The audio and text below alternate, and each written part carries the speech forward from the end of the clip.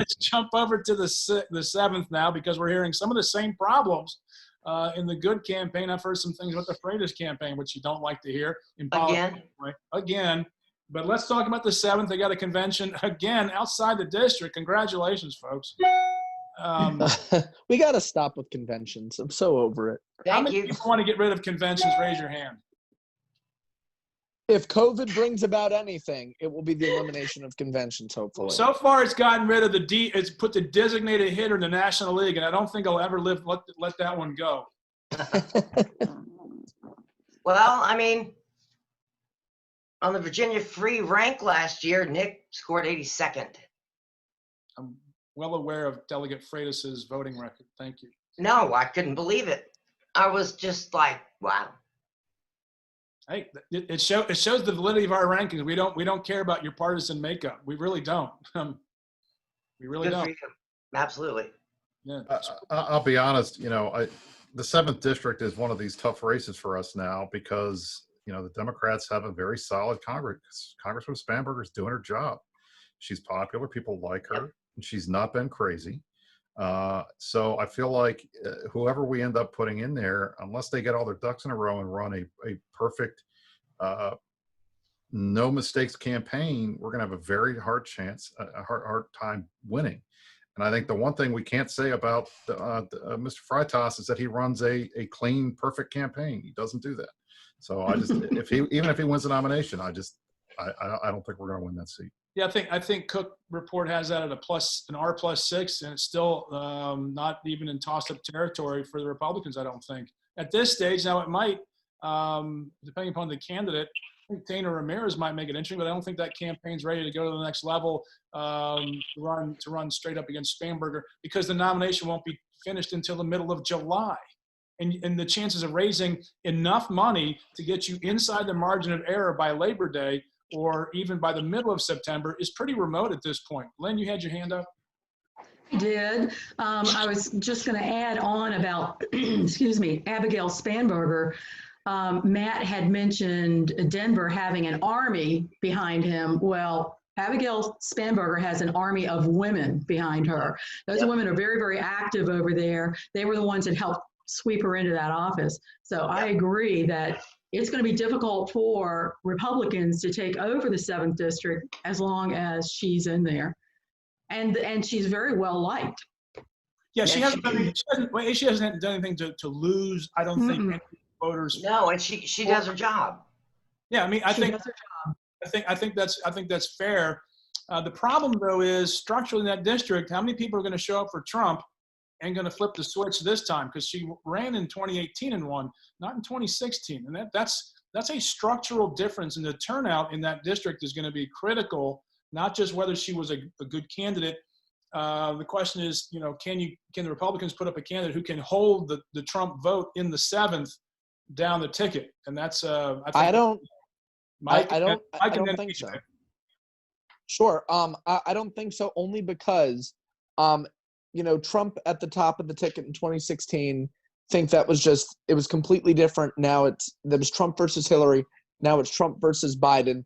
People are fired up, and their anger was directed at Trump in 2018. That anger is still going to be there in 2020. So maybe in 2022, when redistricting maybe carves up the 7th, the Republican might have a shot.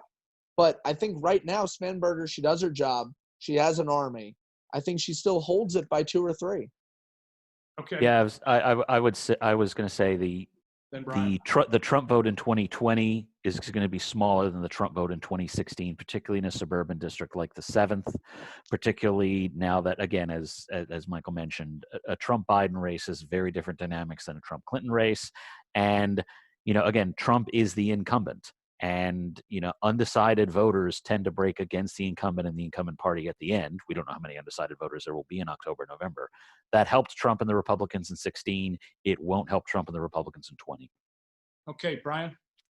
I think Virginia voters have demonstrated that they are willing to split their ballots. It's not an uncommon thing to see, congressional candidates or outpacing the presidential candidate. I know it happened in the 10th district last time. So I can totally see a situation where you have people that'll go to the polls and vote for one person for president and vote for somebody else for Congress. And I don't think that just by virtue of the fact that we have, generally speaking, a majority of voters in that one area doesn't mean that she can't get elected. I think you're going to see a lot of Republicans cross over to vote for her if the candidate on our side is bad.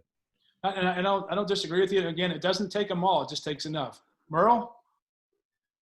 Yeah, I have to agree with Brian. I think I've seen a lot of vote splitting, and I live in the 10th district, so I know exactly what he's talking about.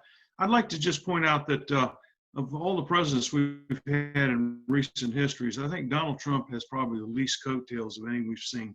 And I say that because I reach back to the 19 elections, and Trump just put everything out there on the table for the governor of Kentucky, the governor of Louisiana, other candidates, and he lost miserably.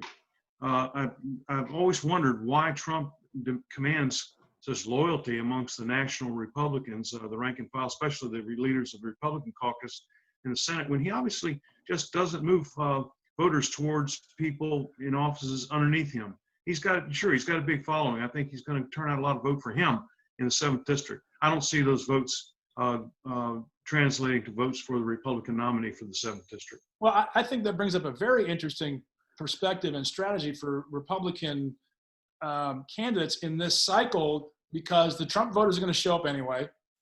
I think there's an opportunity to campaign for the votes that you currently don't have, and to link yourself too closely to the president could be the strategic mistake of the 2020 cycle for a lot of these races, especially in suburban America. Also, going off of Merle's point, I agree. I think 2020, I think for Trump and a lot of the Trump voters, they're only going to be excited for Trump. Whenever someone has pretended to be Trump, they don't win. So whether that was a Corey Stewart, whether that's whoever, you can't out-Trump Trump and you can't clone Trump. He is completely unique. He is himself, and he can't be replicated. And his voters know that. Also, in the 7th, and tying back to what Matt said about Amanda Chase, if our candidate talks any or gives any leniency on the Confederate flag issue, if they are supportive of Confederate flags and statues, they're not winning that thing.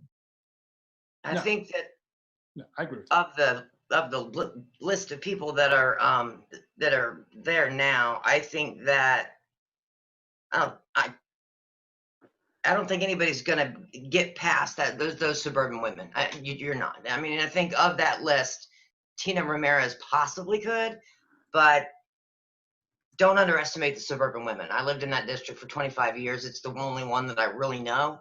And when you start talking about Brandonville, Woodlake, Hampton Park, Magnolia Green, you get out into there, you get out into Powhatan, you get out into Goochland, into the, those inner Goochland suburbs.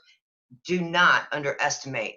Those women will vote for a candidate before they will vote for a letter behind somebody's name if the policies are better. Yep.